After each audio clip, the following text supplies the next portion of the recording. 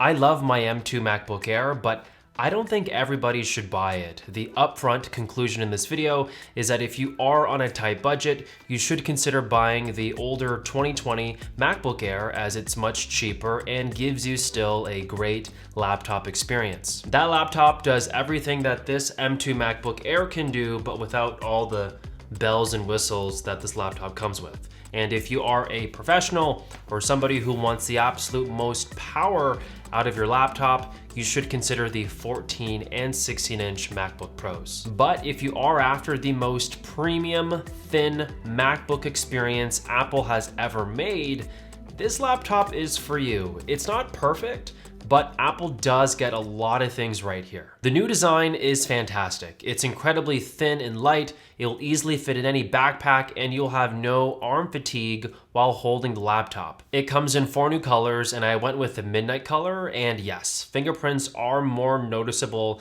with this specific color, so buyer beware. If you don't like fingerprints, don't get the midnight color. Me personally, I'm sticking with it because this thing just looks awesome, even with fingerprints on there. It does come with a headphone jack, 2 Thunderbolt 3 ports, and a brand new MagSafe charging slot. And a fun fact, the color of your charging cable actually matches the color of the laptop you purchased. So I love that.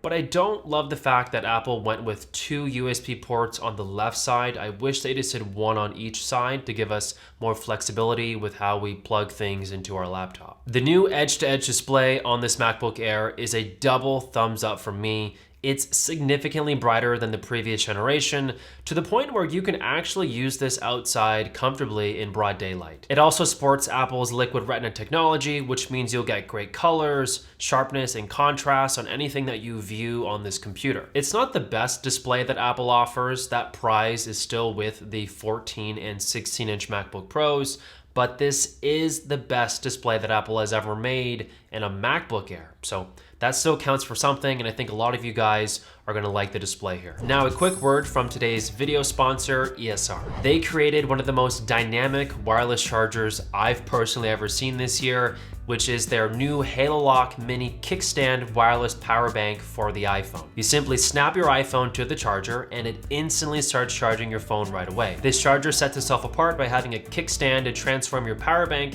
into a stand for watching videos on YouTube or even FaceTiming with your friends and family. You can also charge the power bank while wirelessly charging your phone at the same time, which is awesome. And they also sell cool iPhone cases, such as this clear case one I've been rocking. If you guys are interested in checking out their products, please show them some love. Check out the links in the description down below.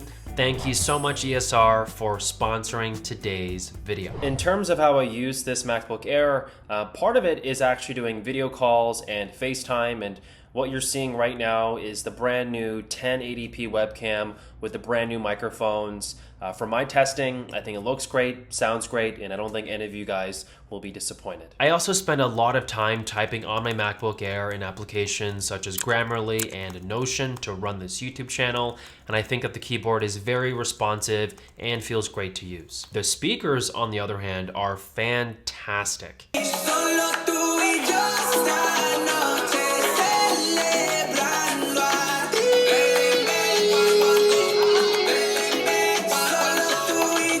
Apple put 4 new speakers hidden under the display, which support spatial audio and Dolby Atmos. And for my testing, it does work really well. It is subtle, but you can hear the sound separation. You do hear the surround sound capabilities that are now put into this MacBook Air, which is awesome because this is actually technically impossible on the previous MacBook Air. So if speakers matter to you like they do to me, I actually really care about good speakers, you might love this MacBook Air. I also regularly use this laptop for light tasks such as browsing the internet, watching YouTube videos, and having multiple tabs open, and I was not disappointed with its performance. It actually does this job exceptionally well. I also spent a lot of time pushing this laptop's limits with professional workflows in photo editing with Adobe Lightroom or video editing within Final Cut Pro. Okay, so I can report that the M2 MacBook Air was able to handle my creative workflow, but after experiencing the greatness of the 14-inch MacBook Pro, this laptop here is a hard pass for me in my professional and creative life. And it's not to say that that's a bad thing against this laptop. I just want to shine a light here on you being very intentional with why you're buying a machine. If you're going to do a lot of heavy work, if you're a professional or creative person, you might be a lot happier just buying a MacBook Pro. It's going to cost you more money, but in the long run, it's going to do your work a lot better than this laptop ever could. But let's say that you are, you're gonna do light tasks on your computer, you're a student, or you're just an amateur creator and you just kind of want to get started. You're not doing a whole lot of heavy stuff, but you just want the flexibility to try new things. You want to be able to try to code. You want to be able to occasionally video edit, want to do some photo editing, whatever the case is. The M2 MacBook Air is perfect for that. Absolutely perfect for that. It's not going to be the most powerful machine that Apple offers today, but it's going to be a machine that can get the job done, and that's the main message I want to get to you here about its performance. A very quick comment about battery life. It's a 10 out of 10 on this laptop. I haven't done any specific performance benchmarks on battery life, but what I can tell you is that I don't really remember to ever charge the laptop. I've charged it maybe 2 or 3 times for the past couple of weeks that I've owned it. So that speaks volumes with how good the battery life here is. It will definitely be a 2-day laptop for most people, but you can definitely push it to 3 or 4 days, depending on how you use it and in what tasks you want to do on there. Okay, so if you've made it this far in the video, you probably are somebody who does want the most premium, thin MacBook Air experience that Apple offers. And now I'm going to be talking about my buying recommendations. I personally purchased the base model with 8 gigabytes of RAM and 256 gigabytes of SSD. I think this is going to be the one that most of you should buy if you're the intended audience here that Apple is trying to sell to, which is just somebody that needs a laptop to do things. You don't need more than this. But let's say that you want more speed, then I would recommend you upgrade your laptop to 16 gigabytes of RAM and 512 gigabytes of SSD. It's gonna make a big difference in performance, just having more headroom in the RAM space, but also with the SSD, there is actually a difference in performance between 256 and 512. The 512 configuration does have faster storage. So if this matters to you, consider doing these upgrades.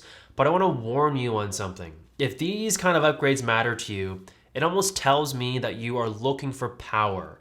And Apple already sells something that is very powerful, which is the M1 Pro MacBook Pro, the 14-inch one, starting at $2,000 US. I think that if this is what's going on in your head, I would really think twice before buying the M2 MacBook Air. I don't know if this laptop is for you, but to each their own. And then also to circle back to the beginning of the video, if you're somebody that's on a tight budget and you just cannot spend more than $1,000, I still highly recommend you buy the 2020 M1 MacBook Air. That thing is a beast. It's my favorite laptop in the last couple of years. It's just amazing value, and you won't be disappointed. And it's actually the reason why I have a very hard time recommending the M2 MacBook Air, because that laptop still exists. And for as long as that exists, my upfront conclusion will always be that I cannot recommend the M2 MacBook Air to everybody. Anyways, thank you guys so much for watching. Drop a like, subscribe if you're brand new to my channel, and I'll catch all of you guys in the next video. Peace.